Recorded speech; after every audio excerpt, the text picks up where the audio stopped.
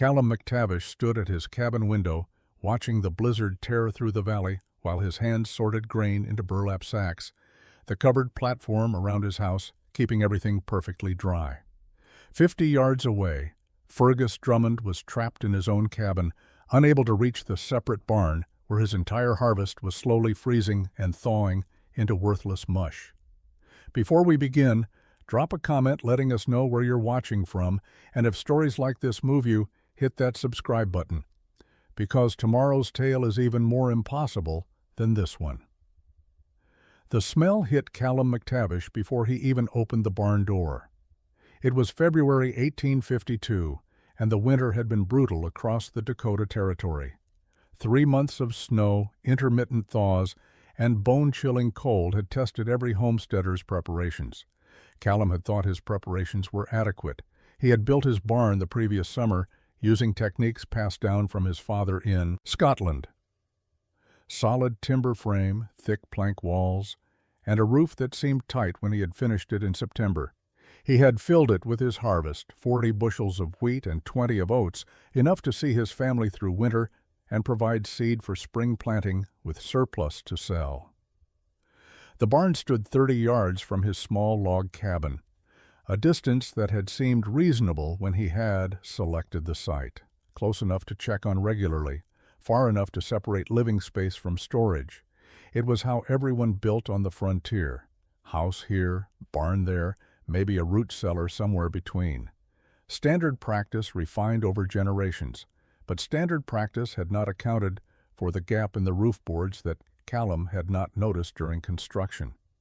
The gap was barely a quarter-inch wide, invisible from below, caused by a slight warp in one plank that had developed as the green wood dried through autumn. During normal rain, the gap would have been insignificant. Water would have run down the roof pitch without penetrating. But during the January thaw, when 2 feet of accumulated snow on the roof had melted over 3 days, water had found that gap. It had dripped steadily onto the grain stored directly below. Callum pulled open the barn door and surveyed the damage. 5 of his grain sacks showed dark staining. He cut one open and thrust his hand inside. The wheat was clumped and damp, already showing the white fuzz of mold. The smell was unmistakable, that sweet rotten odor of grain going bad. He checked the others. Same condition. 12 bushels, nearly a third of his wheat, ruined. But the wheat was not the worst of it. The oats, stored in wooden bins along the wall, had suffered worse. The temperature fluctuations of the past month, warm days bringing the barn interior above freezing, followed by nights dropping well below zero, had created condensation inside the barn. That condensation had settled on everything, including the oat bins. The grain had absorbed moisture, frozen, thawed, and frozen again. Callum scooped up a handful. The oats were discolored and had an off smell. Some showed ice crystals still clinging to the kernels. He spent an hour examining everything, hoping to salvage what he could. The final count was devastating. 12 bushels of wheat completely unsalvageable. Another 8 bushels degraded enough that they would fetch half price at best. The oats were worse. 15 of his 20 bushels were damaged, suitable only for animal feed at reduced value. He had lost more than half the value of his harvest to something as simple as moisture and temperature variation. Callum sat at the rough-hewn table in his cabin that evening, explaining the situation to his wife, Moira. The firelight cast shadows across her face as she listened, her hand still working at mending a shirt even as worry creased her forehead. Their daughter Isla slept in the loft above, unaware of the conversation that would shape their next year. The mathematics were brutally simple. Callum had planned on selling 30 bushels of wheat at market price to cover their basic needs: salt, sugar, ammunition, fabric, and the seed oats he would need since his own crop had failed. He had calculated conservatively, assuming decent but not premium prices. The remaining 10 bushels of wheat and 5 of oats would feed them through spring and early summer until the kitchen garden produced. Now, those calculations were worthless. He had perhaps 18 bushels of sellable wheat, and half of that was degraded quality. The oats were almost completely lost. He could sell what remained for animal feed prices, a fraction of what human-grade grain commanded. When he tallied the actual value of what he could sell against what he needed to buy, the deficit was approximately $40. $40 he did not have and could not easily acquire. Moira listened to the numbers without interrupting. When he finished, she asked the question he had been dreading. Could they make it through to next harvest? Callum considered the options honestly. They could survive, but barely. They would need to eliminate any purchase that was not absolutely essential. No new fabric meant making do with patched and repatched clothing. Reduced ammunition meant hunting only when necessary and making every shot count. Lower quality seed meant risking next year's crop on inferior stock. The real danger was not starvation, though that remained a distant possibility if circumstances worsened. The real danger was falling behind. Frontier farming operated on thin margins. One bad year could be overcome. 2 bad years in succession often meant abandoning the homestead and starting over elsewhere or returning east in defeat. Callum had invested 3 years of brutal work into this land. The thought of losing it because of moisture damage to grain storage felt intolerable. That night, lying in bed listening to wind howl around the cabin, Callum found himself unable to sleep. His mind kept returning to the barn, to that invisible gap in the roof, to the condensation forming on cold nights, to the simple fact that his food supply and his family's future sat in a building he could not adequately control or protect. The barn was 30 yards away. During the worst of the blizzards, he had gone 2 full days without checking on it because the wind and snow made the short journey dangerous. Anything could have been happening inside that building, and he would not have known. Moira stirred beside him, not sleeping either. In the darkness, she asked a question that would change everything. What if the grain did not need to be in a separate building? What if they could store it where they could always reach it, always monitor it, always protect it? Callum had no answer that night, but the question took root. Spring came late to the Dakota Territory in 1852. Snow lingered into April, and the ground remained frozen. Until early May. Callum used those weeks to visit every homestead within a day's ride, ostensibly checking on neighbors after the harsh winter, but actually studying how others stored their grain. What he found was not encouraging. Nearly every farmer had suffered some degree of loss. Fergus Drummond had lost 8 bushels to roof leaks. Alistair Boyd had discovered rodent damage that had destroyed 6 bushels before he had noticed the problem. Duncan Reed had fared better, losing only 3 bushels to moisture, but even that represented a significant financial setback. The pattern was consistent. Separate storage buildings meant problems that went unnoticed until damage was done. Roof leaks, rodent intrusions, temperature fluctuations, condensation. All of these issues occurred invisibly while families lived in their cabins, unaware that their stored wealth was degrading. Some farmers checked their barns daily, but even daily checks could not prevent damage that occurred overnight or during multi-day blizzards when leaving the cabin was impossible. Callum began asking questions that his neighbors found odd. How far was the barn from the house? How often could they check it during winter storms? Had they ever considered storing grain in the house itself? The last question generally produced puzzled looks. Houses were for living. Barns were for storage. This was foundational knowledge, as obvious as the fact that roofs went on top and doors went on the side. Mixing the two seemed unnatural. But Callum's mind kept working the problem from different angles. The cabin stayed dry because they lived in it, kept it heated, noticed any leak immediately and repaired it. The cabin stayed free of rodents because human presence deterred them. The cabin's interior temperature remained relatively stable because the fire burned daily. Everything that made the cabin good for living also made it good for grain storage. The problem was space. His cabin was perhaps 16 feet by 20 feet, a single room with a loft.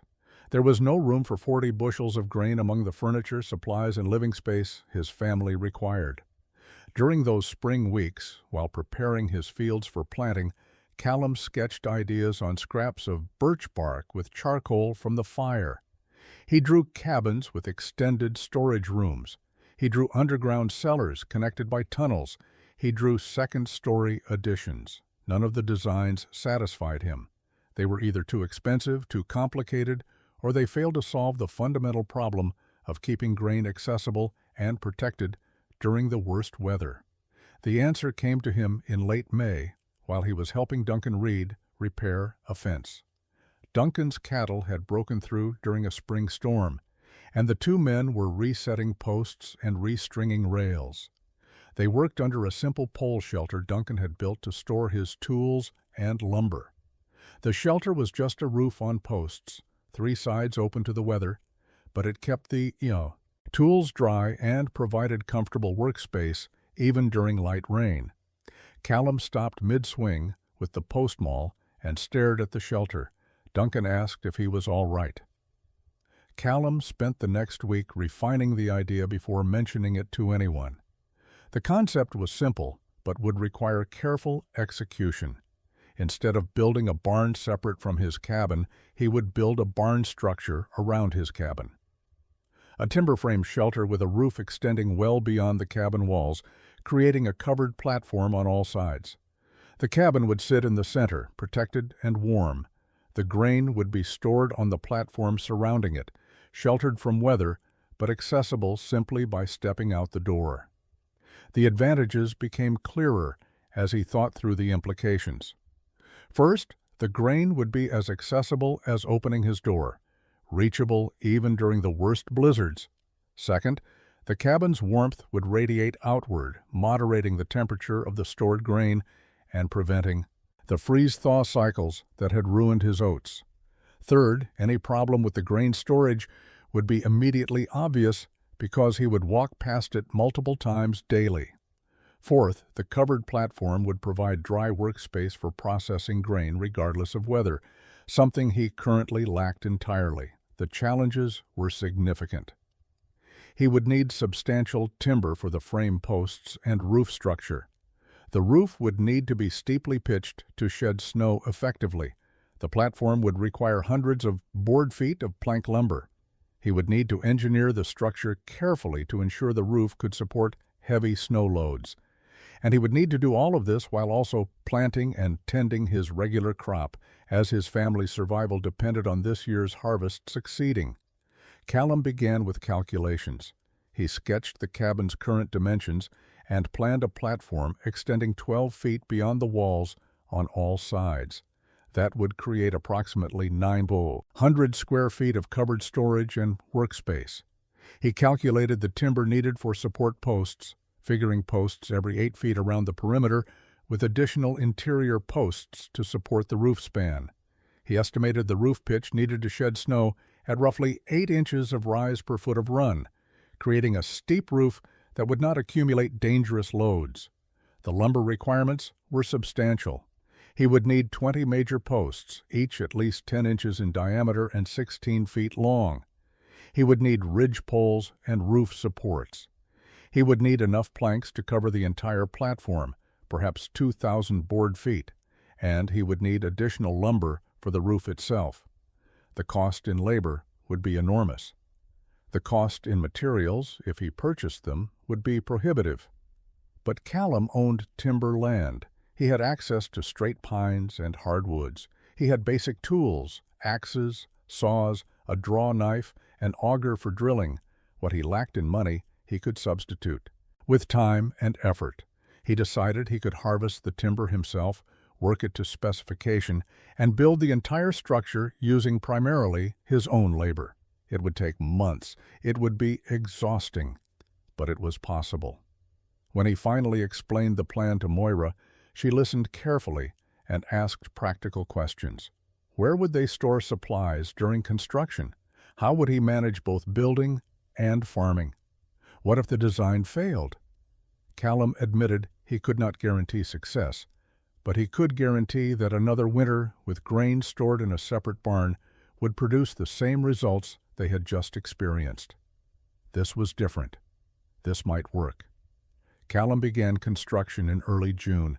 immediately after finishing his planting. The first task was selecting and felling the timber he would need for the major support posts.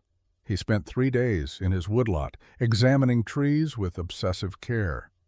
He needed posts that were straight, approximately 10 inches in diameter, and free of significant defects. Each tree was evaluated, marked, and only then felled. His neighbors noticed the activity and began asking questions. Fergus Drummond stopped by on the 4th day, ostensibly to borrow a tool, but clearly curious about the pile of logs accumulating near Callum's cabin. Callum explained the basic concept. He was building a barn structure around his house to keep grain storage accessible and protected during winter. Fergus listened with growing confusion, then asked the obvious question: why not just build a better barn in the normal location? Callum explained his reasoning. Separate buildings meant problems went unnoticed. Integration meant constant monitoring and climate control from the cabin's heat. Fergus shook his head slowly. He had been farming for 15 years, built 4 different barns in that time, and never heard of anyone building a barn around a house. It seemed backward, like putting a fence inside a pasture or hanging a door upside down. He did not say Callum was wrong, but his tone suggested he thought the whole project was misguided. Word spread quickly through the scattered homesteading community. Alistair Boyd visited 2 days later with his brother, both of them wanting to see what Callum was planning. Boyd was not diplomatic. He laughed when Callum showed him the sketches. Building a barn around a house was the stupidest thing he had heard of since coming west.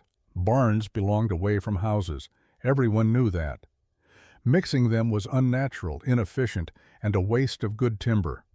Why build a massive shelter for a cabin that already had a roof? Callum tried explaining the grain storage logic, but Boyd was not interested in details.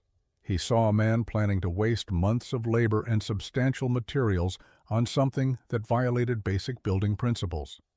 He told Callum he was welcome to build whatever foolishness he wanted, but don't come asking for help when the whole thing collapsed or when he realized he had built himself into a giant, unusable barn. Duncan Reed's reaction was more measured but equally skeptical. He visited the following week and walked around the cabin while Callum explained the planned dimensions. Reed asked good questions about roof pitch, post spacing, and platform construction. But even after hearing the answers, he concluded that Callum was overcomplicating a simple problem. If the barn leaked, fix the leak. If rodents got in, get a cat. Building an entirely new structure around an existing cabin seemed like responding to a small problem with massive, untested solution. The mockery was not vicious, but it was consistent. Over the next 2 weeks, as Callum began setting posts and building the timber frame, neighbors who passed by would comment. Some joked he was building a jail around himself. Others suggested he was planning to stable horses in his bedroom. A few asked if his wife approved of living inside a barn. The implication was always the same. This was strange, unnecessary, and probably foolish. Callum ignored the comments and focused on construction. The foundation work began with laying out the structure's perimeter.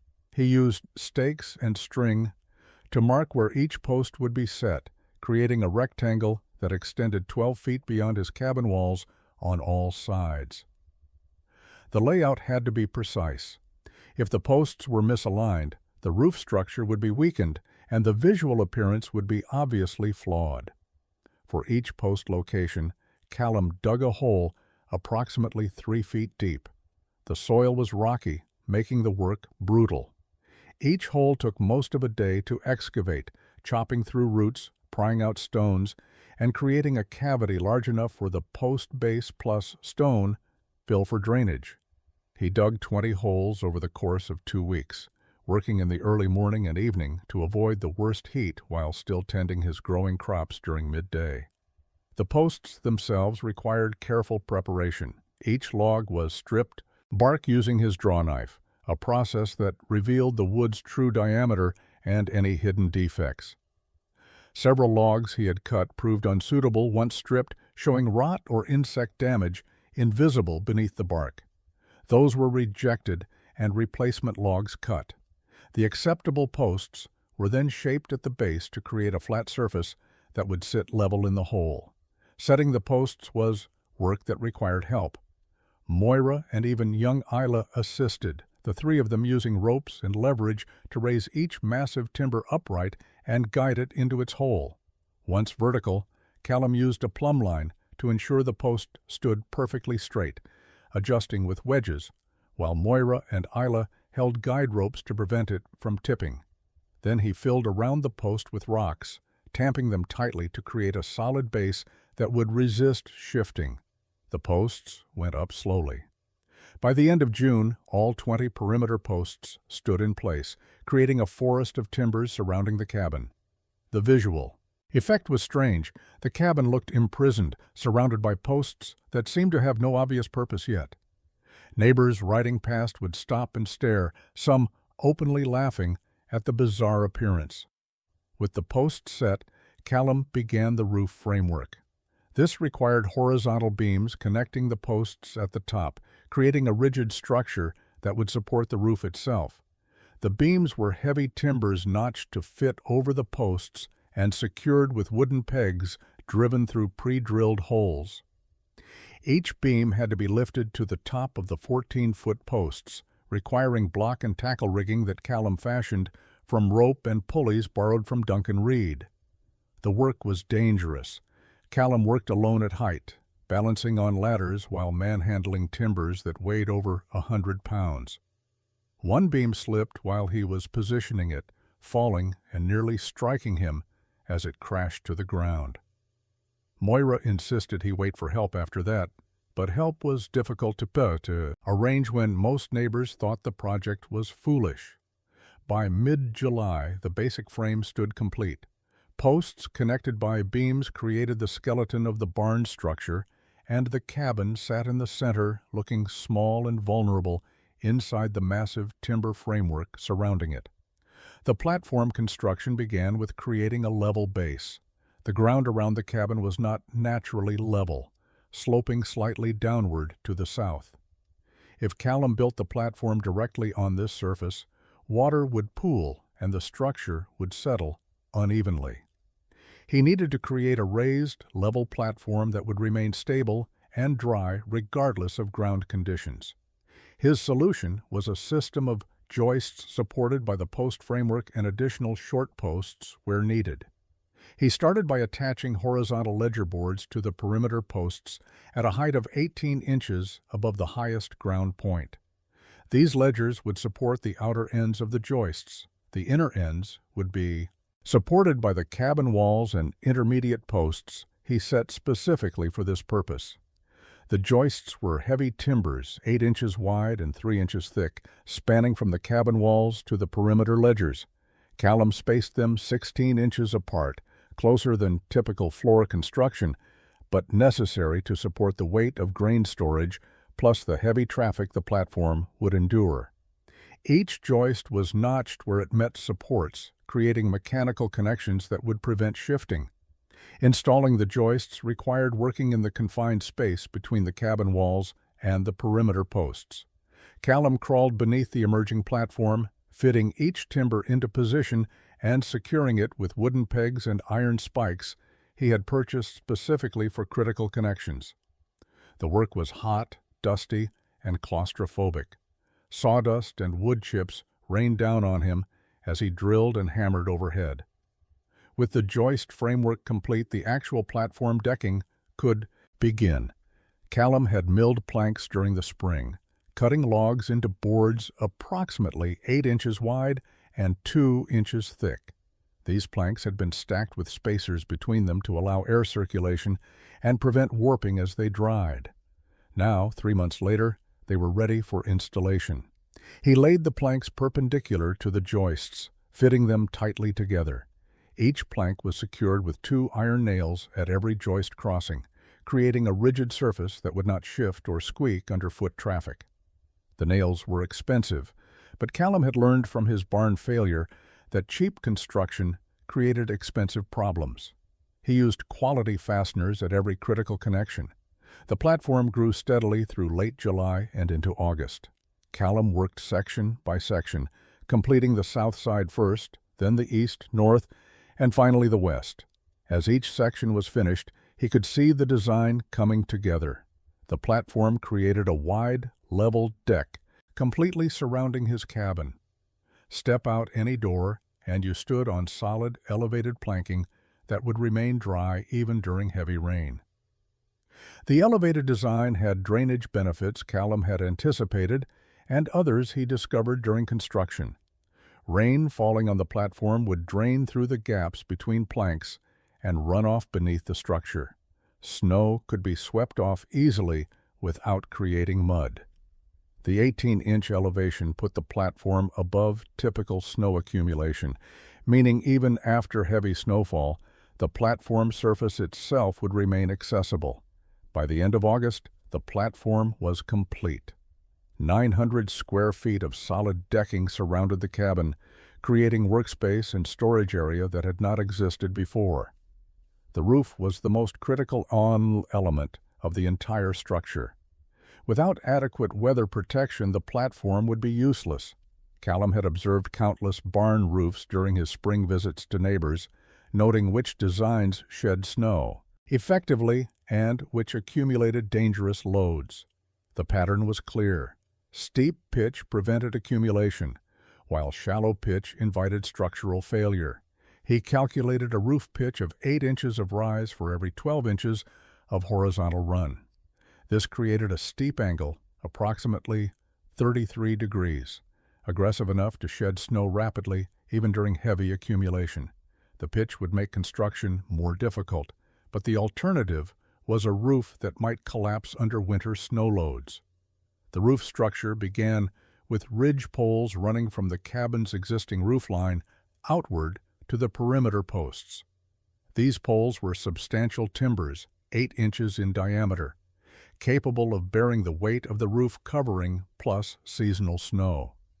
Callum notched them to sit securely atop the perimeter beams, creating mechanical connections that distributed loads effectively. Between the ridge poles, he installed cross-bracing at 4-foot intervals. These braces prevented the ridge poles from twisting or bowing under uneven loads. Each brace was fitted precisely, creating a rigid framework that would support the roof covering without sagging or shifting over time. The actual roof covering presented choices. Most frontier buildings used either bark, sod, or split shingles. Bark was lightweight but deteriorated quickly. Sod was heavy but provided excellent insulation. Shingles were durable but required substantial labor to produce. Callum chose a combination approach that would maximize weather protection while remaining buildable. He started with a base layer of split planks laid across the ridge poles at close spacing. These planks created a solid surface that would support the final covering layers. Over the planks, he laid birch bark sheets in overlapping courses, working from the lower edge upward, so each course would shed water over the one below. The birch bark provided waterproofing, but Callum added another layer of protection.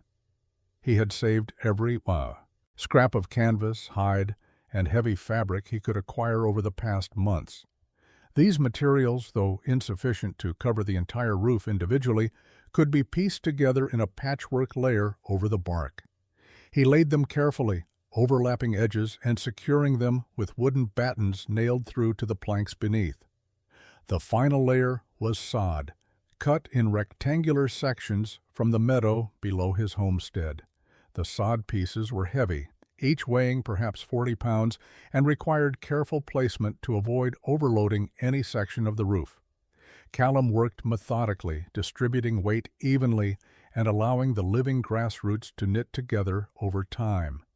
By mid-September, the roof was complete. The massive structure extended 12 feet beyond the cabin walls on all sides, creating a deep overhang that would protect the platform from rain and snow. Standing beneath it, Callum could see clear sky to the horizon, but felt completely sheltered from overhead weather. The final construction details consumed the last weeks of September. Callum built a step system at each cabin door, allowing easy access from the elevated platform to the ground. He installed simple railings at the platform's outer edge. primarily to prevent accidentally stepping off during dark winter mornings when visibility was poor.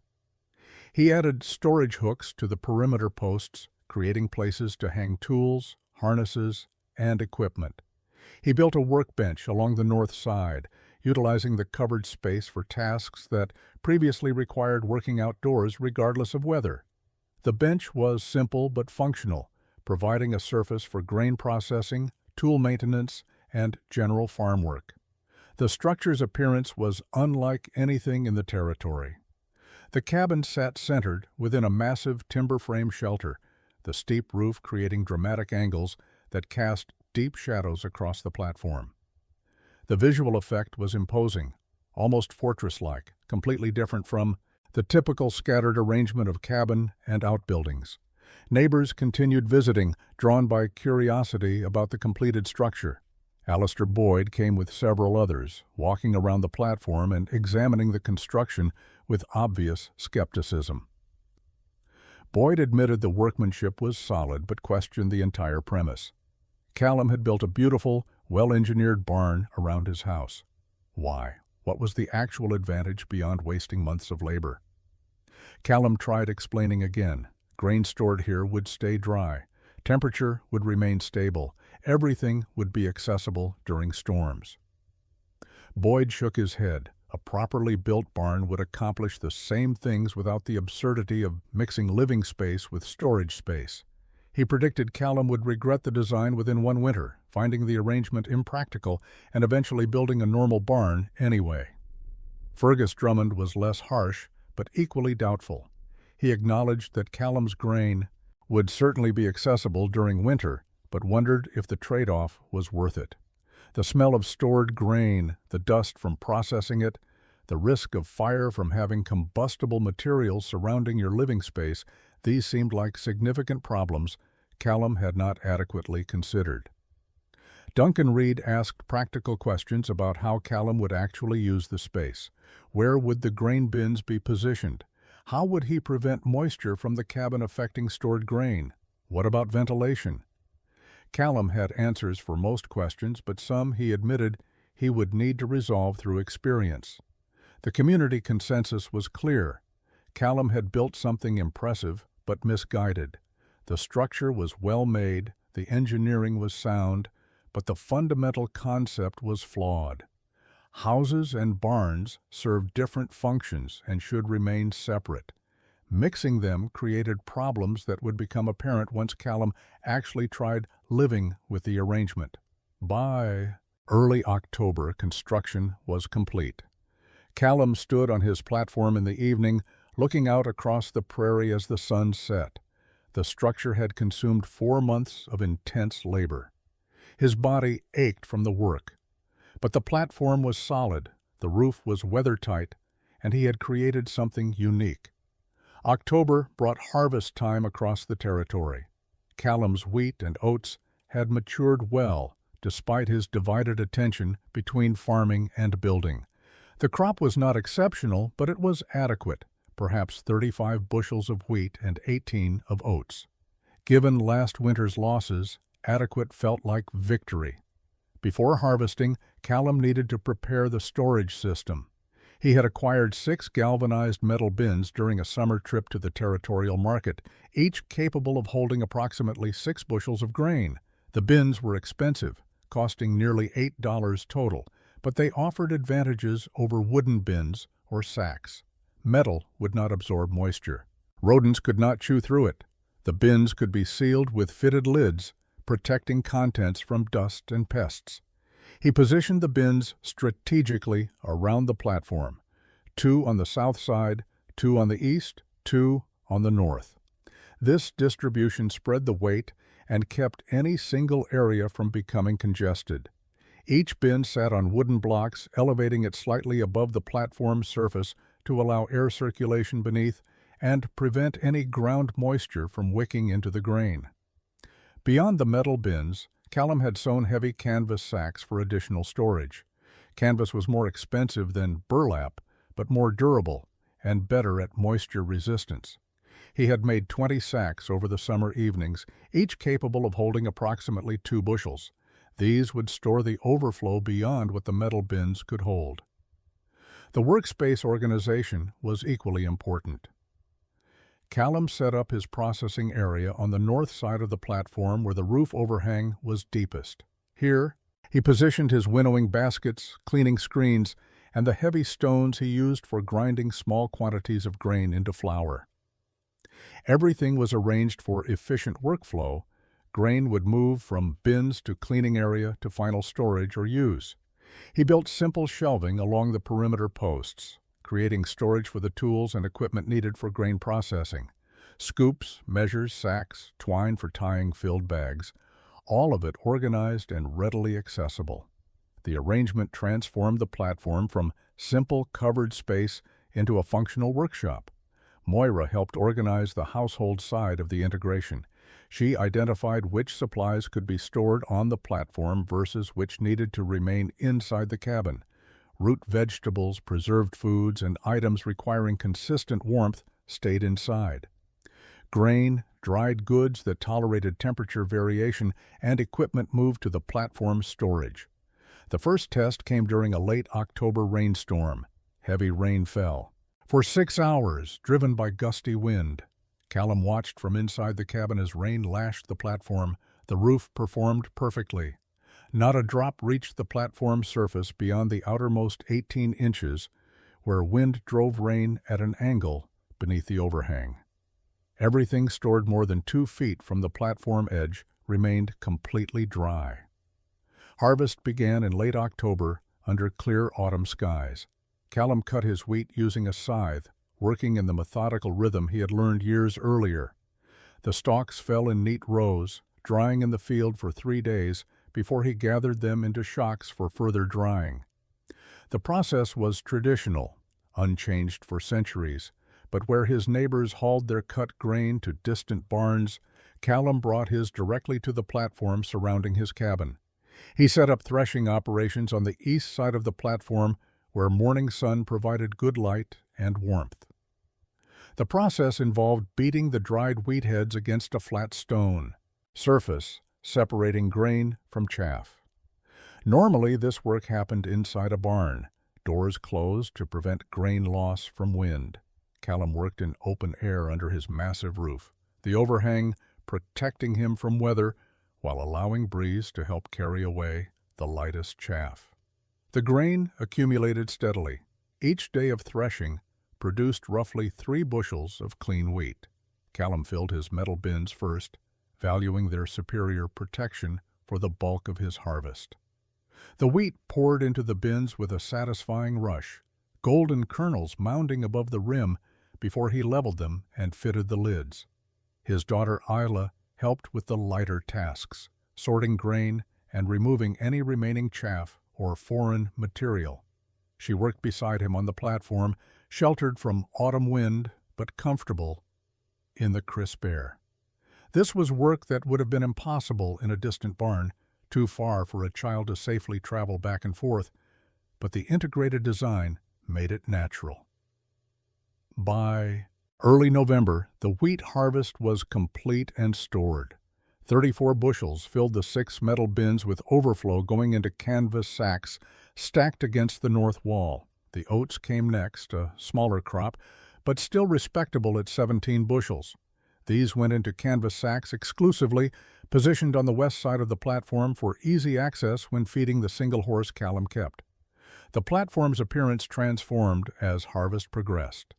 What had been empty workspace became a well-organized storage area. Metal bins gleamed in the weak November sunlight. Canvas sacks stood in neat rows. Everything was visible, accessible, and protected. Callum could step out his door and immediately assess his entire food supply with a single glance. Neighbors passing by saw the accumulated grain and made comments. Fergus Drummond noted that Callum's harvest looked impressive, all gathered in one visible location, but wondered aloud how he would feel living next to all that grain when rodents started showing up. Alistair Boyd joked that Callum had built the territory's most expensive grain display, pretty to look at, but impractical for actual use. The mockery continued, but Callum noticed a change in tone. The comments were less harsh, more questioning. His neighbors could see the system worked for storage, even if they remained skeptical about winter functionality. The real test had not yet come. The first significant snow arrived on November 18th. Callum woke to find 4 inches of heavy wet snow covering everything beyond his platform. The prairie was white, his fields were buried, and the paths to his neighbors' homesteads were obliterated. But the platform remained clear, the steep roof having shed snow as it fell, and the deep overhang keeping the working surface completely dry. He stepped out his cabin door in shirt sleeves, morning coffee in hand, and walked the platform's perimeter. The contrast was stark. Beyond the platform edge, snow lay thick and undisturbed. On the platform, bare wood decking showed not a single flake. He could access any of his grain bins, use his workbench, or process grain without first shoveling or clearing any surface. Later that morning, he saw Fergus Drummond outside his own cabin, 50 yards visible across the snowy expanse. Drummond was shoveling a path from his door to his barn, the distance perhaps 30 yards, but requiring substantial effort in the heavy snow. Callum watched for a few minutes, then returned to his own tasks, which involved sorting oats for his horse's feed, work he accomplished while standing on a dry platform in relative comfort. The temperature dropped over the following days, and the snow remained. Most years, early snow melted within a week, but this system stalled over the territory, bringing persistent cold and occasional additional snowfall. By the end of November, 8 inches of snow covered the ground with drifts reaching 2 feet in protected areas. Callum's daily routine adapted easily to winter conditions. Each morning he stepped onto the platform, checked his grain storage for any issues, and selected what he needed for the day's cooking or animal feed. The work took minutes and required no outdoor clothing beyond what he wore inside the cabin. The platform temperature was noticeably warmer than the open air, buffered by heat radiating from the cabin walls. Moira appreciated the design in ways Callum had not anticipated. Laundry could be hung on lines strung beneath the roof overhang, protected from snow while still catching enough air circulation to dry. Firewood could be stacked on the platform, keeping it dry and eliminating the need to brush snow off logs before bringing them inside. The children could play outside without immediately tracking snow into the cabin, using the platform as a transitional space. The first real validation came during a visit from Duncan Reed in early December. Reed arrived on horseback, tying his animal at the platform edge and climbing up to the dry surface. He commented immediately on the comfort of the space. His own barn was a cold, dark building that required a lantern even at midday. Callum's platform had natural light from all sides and was noticeably warmer than outdoor temperature. Reed asked to see the grain storage, and Callum showed him the bins and sacks. Everything was dry, easily accessible, and well organized. Reed admitted the system worked better than he had expected, though he still questioned whether the massive construction effort was justified for what amounted to covered storage. The blizzard struck on December 19th with a ferocity that surprised even experienced frontier settlers. The storm built gradually through the afternoon, beginning as light snow that intensified hour by hour. By evening, wind-driven snow reduced visibility to mere feet, and the temperature plummeted to well below zero. The blizzard would rage for 3 days, becoming one of the worst winter storms in territorial memory. Callum watched from his cabin window as the world disappeared into white chaos. Wind howled around the structure, testing every joint and connection. Snow accumulated rapidly on the ground, but the steep roof shed it continuously, the sound of sliding snow audible even over the wind. The platform remained clear, protected by the massive overhang that extended 12 feet beyond the cabin walls. On the second day of the storm, with visibility still near zero, Callum needed to feed his horse. The animal was sheltered in a small lean-to structure he had built against the platform's north side, accessible without leaving the covered area. He stepped out his cabin door into wind and blowing snow, but within 3 paces stood beneath the roof overhang, protected and able to work without difficulty. He retrieved oats from the canvas sacks on the west side, measured the appropriate amount, and carried it to the horses' shelter. The entire task took perhaps 10 minutes and required no heavy outdoor clothing. He wore his normal work clothes with a coat added for the brief exposure while crossing the platform. Had his grain been stored in a separate barn 30 yards away, the task would have been dangerous and potentially impossible in the blizzard conditions. That same day, Fergus Drummond was trapped in his cabin, unable to reach his barn where his grain and animal feed were stored. The distance was not great, perhaps 40 yards, but visibility was zero and the wind chill was life-threatening. Drummond's livestock went unfed for 2 days because traveling to the barn risked becoming disoriented and freezing before finding shelter again. Alistair Boyd faced similar circumstances.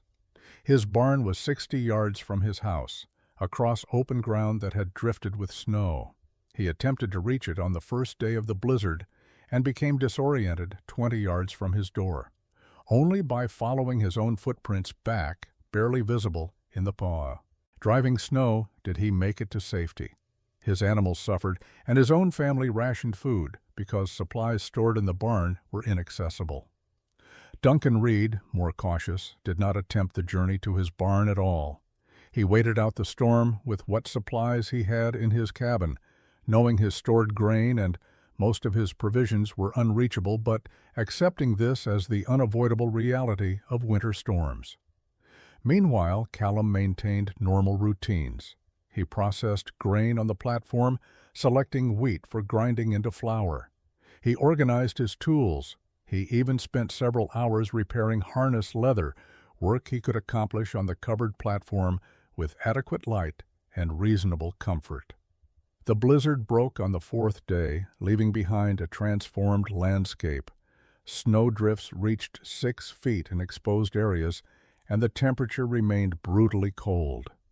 Across the territory, farmers dug out from their cabins, assessed damage to their buildings, and checked on livestock that had survived 3 days without care. The storm had been a severe test of every homestead's preparation and design. Callum's platform emerged from the storm essentially unchanged. Snow had drifted against the outer edges, but had not penetrated beneath the deep roof overhang. The working surface was clear and dry. His grain storage was untouched. The structure had performed exactly as designed, providing shelter and access throughout conditions that had isolated his neighbors. The weeks following the blizzard established patterns that would define the rest of the winter. Callum developed a daily routine that took full advantage of his covered workspace. Each morning after breakfast, he would step onto the platform and spend several hours processing grain for various purposes. Some wheat was ground into flour using hand stones, tedious work, but manageable in small daily quantities. Some oats were sorted and measured for horse feed. Some grain was cleaned and prepared for eventual sale. The platform's temperature remained notably warmer than ambient outdoor conditions. Heat radiating from the cabin walls raised the covered area's temperature by perhaps 10 to 15 degrees compared to open air. This was not enough to prevent freezing, but it moderated the extreme cold and made working outside tolerable for extended periods. Callum could work in regular clothes with a heavy coat, rather than requiring the full winter gear necessary for exposure to open conditions. Moira found unexpected advantages to the design. The covered platform became an extension of their living space during winter months. Activities that would normally require outdoor exposure could be done under the protective roof. Processing vegetables from the root cellar, repairing tools, maintaining equipment, even simple tasks like shaking out rugs or airing bedding, all could be accomplished on the platform regardless of weather. Young Isla used the space as a play area. She could be outside in fresh air without the danger of deep snow or extreme cold. The platform became her winter domain, a place where she built small structures from scrap wood, played with simple toys, and stayed active during months when most children were confined entirely indoors. The grain storage itself required minimal maintenance. Callum checked the bins weekly, looking for any signs of moisture, pest intrusion, or degradation. He found none. The metal bins sealed tightly. The canvas sacks shed any condensation, and the elevated platform prevented ground moisture from affecting anything. The grain remained dry and stable, its quality unchanged from harvest condition. Spring arrived slowly in 1853, winter reluctant to release its grip on the Dakota Territory. As the snow melted and travel between homesteads became possible again, neighbors began visiting and sharing stories of how they had survived the brutal season. The conversations revealed a pattern of loss and difficulty that Callum had avoided entirely through his unconventional design. Fergus Drummond arrived in late March with troubling news. He had lost nearly 15 bushels of grain to moisture damage over the winter. His barn roof, which had seemed adequate during construction, had developed leaks under the weight of heavy snow. Meltwater had dripped onto grain sacks for weeks before he discovered the problem. By then, significant damage was done. The grain showed mold, discoloration, and the unmistakable smell of rot. What remained sellable would fetch perhaps half of normal market price. Drummond's story was not unique. Alistair Boyd had suffered worse losses, nearly 20 bushels destroyed by a combination of roof failure and rodent intrusion. The mice had moved into his barn during the first heavy snow, finding shelter and an abundant food source. Boyd had been unable to reach the barn regularly during the worst weather, and the rodents had caused extensive damage before he could address the problem. Duncan Reed, usually the most careful and methodical of the local farmers, had lost 8 bushels to freezing damage. His barn was unheated naturally, and the temperature fluctuations throughout winter had caused repeated freeze-thaw cycles. The grain had absorbed moisture from condensation during warmer periods, then frozen solid during cold snaps. The resulting damage made much of it suitable only for animal feed rather than human consumption or premium sale. The pattern extended beyond Callum's immediate neighbors. Throughout the region, farmers reported similar problems. Inaccessible storage during blizzards, roof failures under snow loads, pest intrusions, temperature damage, and simple moisture accumulation had degraded grain quality across the territory. Some farmers had lost 30% of their stored harvest. A few had lost more than half. When neighbors asked Callum about his own winter storage, he reported 0 losses. His grain remained in the same condition as harvest day. The metal bins had performed perfectly, the canvas sacks showed no moisture damage, and the covered platform had prevented all the problems his neighbors faced. Every bushel he had stored in October remained sellable at full market price. The reaction to this news was mixed. Some neighbors expressed genuine interest in understanding how Callum's design had achieved such results. They asked detailed questions about the roof construction, the platform elevation, the bin selection, and the overall integration concept. Others remained skeptical, suggesting Callum had simply been lucky, or that his small-scale operation was not comparable to their larger storage needs. But the economic reality was undeniable. Callum would go to market with pristine grain, commanding premium prices. His neighbors would sell degraded grain at discount if buyers would take it at all. The financial difference was substantial, easily $50 to $70 across the community. That amount represented the difference between a comfortable year and a difficult one. Market day came in mid-April when the roads dried enough for wagon travel. Farmers from across the region converged on the territorial trading post, bringing their grain for sale to buyers who would ship it east. The trading post operated as the economic hub of the territory, the place where a year's agricultural labor converted into cash that would sustain families until the next harvest. Callum arrived early with his wagon loaded with carefully selected grain. He brought 20 bushels of his best wheat, holding back the remainder for seed and family use. The wheat had been sorted and cleaned on his platform during the winter months, every kernel inspected, all foreign material removed. The result was grain of exceptional quality, dry, uniform, and free of any defects. The grain buyer was a man named Thompson, who had operated in the territory for 7 years.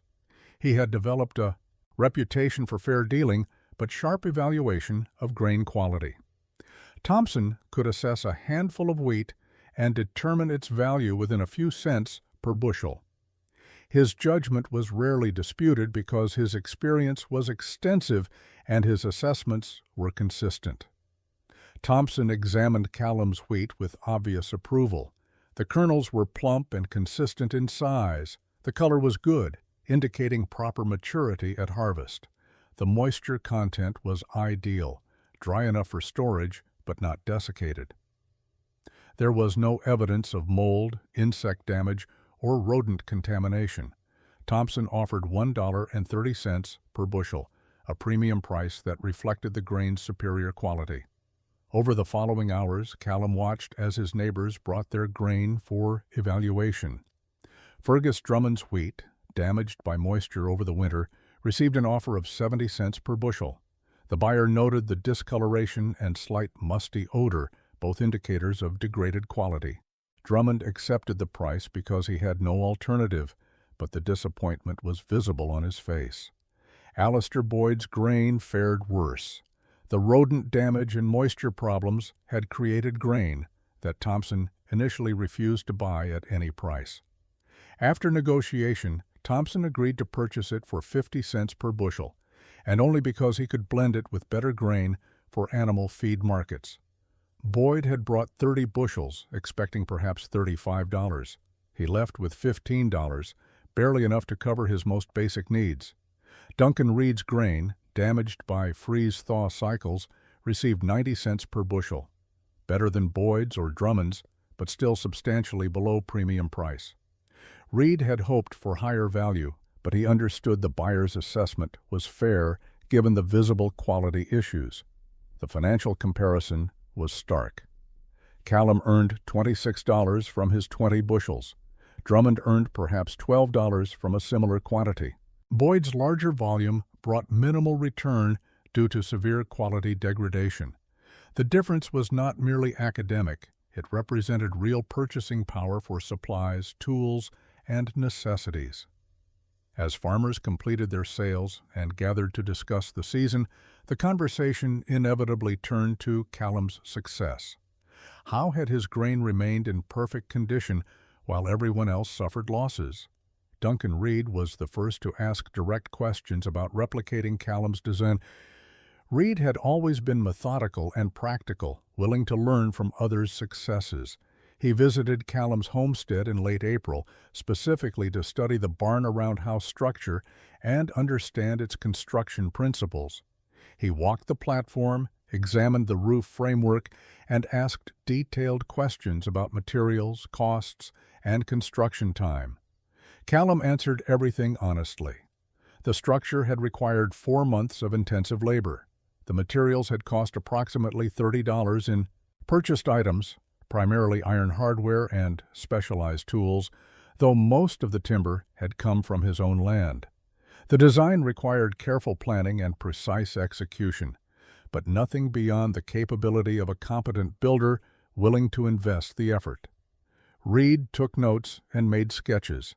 He was particularly interested in the roof pitch calculation and the platform elevation strategy.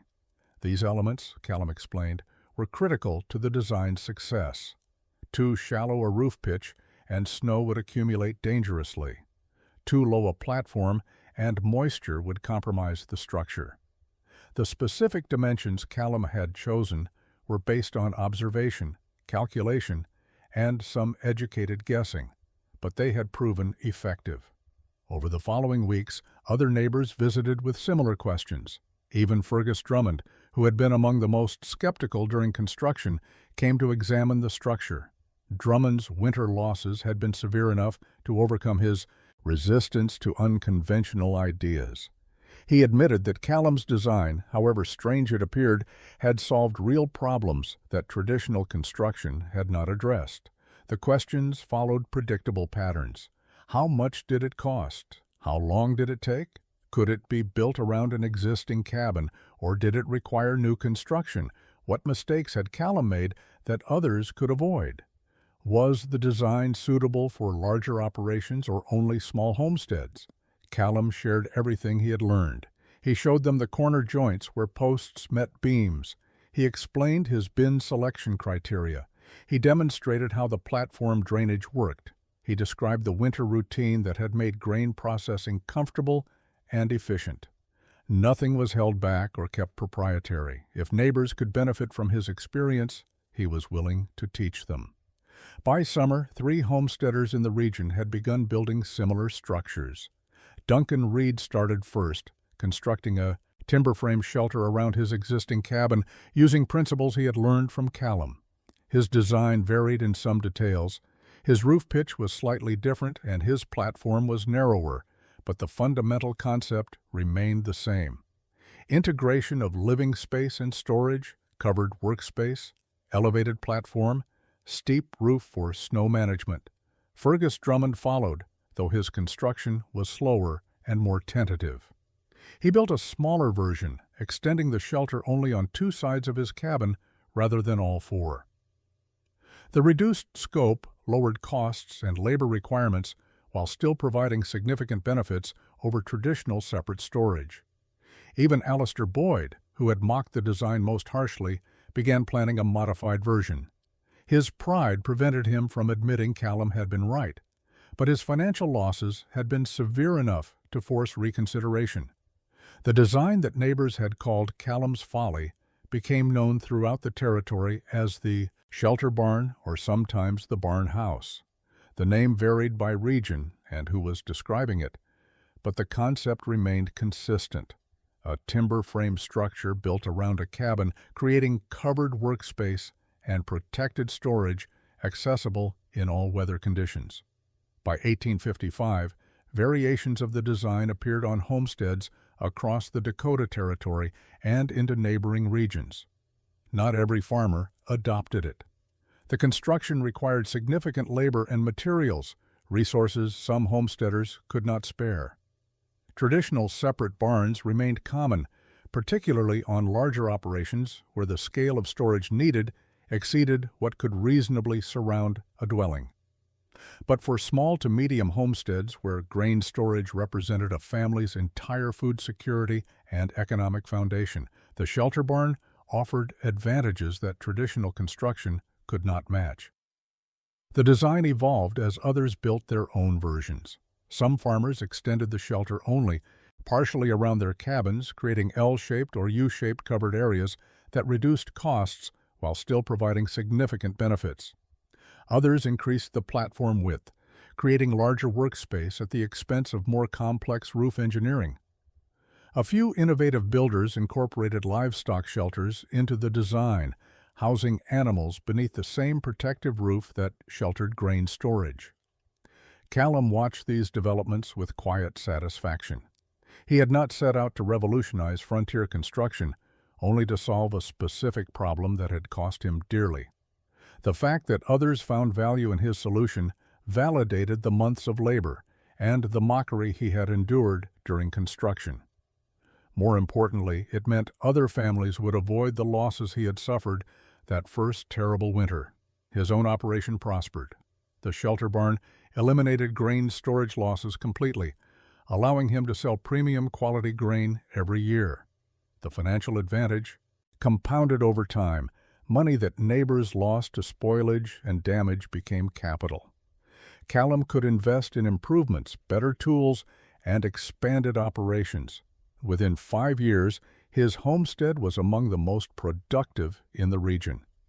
Moira and Isla thrived in the integrated living arrangement. The covered platform became central to their daily lives, a workspace that blurred the line between indoors and outdoors. Isla grew up playing on that platform, learning farm work in a space that was both sheltered and open, protected yet connected to the prairie beyond. As Callum aged, the shelter barn's accessibility became even more valuable.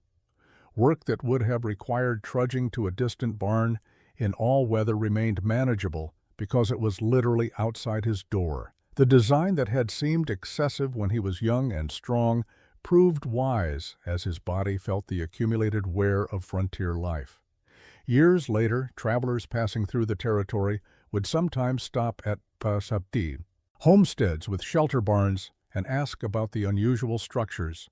The stories varied, but most credited a farmer named Callum McTavish, who had built the first one back in 1852 after losing a harvest to weather damage. Some stories were accurate, others were embellished, but all recognized that someone had seen a problem differently and created a solution that worked. Callum never sought recognition for the design. He built it to survive, shared it because helping neighbors seemed natural, and lived his life without dwelling on whether history would remember his contribution. The shelter barns scattered across the territory were legacy enough, practical monuments to the idea that conventional wisdom was not always correct, and that sometimes the best solutions came from rethinking fundamental assumptions.